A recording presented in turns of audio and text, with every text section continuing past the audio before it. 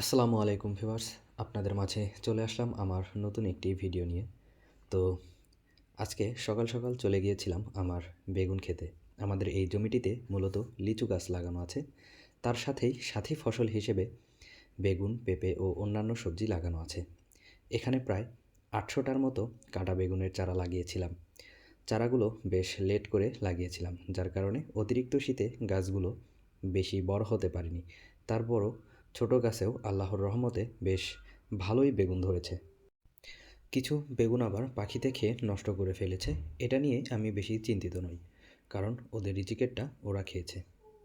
আমার লাইফে আজকেই প্রথম নিজের চাষ করা বেগুন নিজ হাতে হারভেস্ট করলাম। নিজের কাছে খুবই ভালো লাগছে। গাছগুলো ছোট হওয়ার কারণে বেগুনগুলো মাটির সাথে লেগে আছে। মাশাআল্লাহ, দেখতে বেশ ভালোই লাগছে।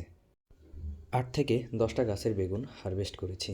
যেহেতু আজকেই প্রথম হারভেস্ট করলাম, তাই বাসায় নিয়ে ওজন করে দেখলাম কতটা ওজন হয়।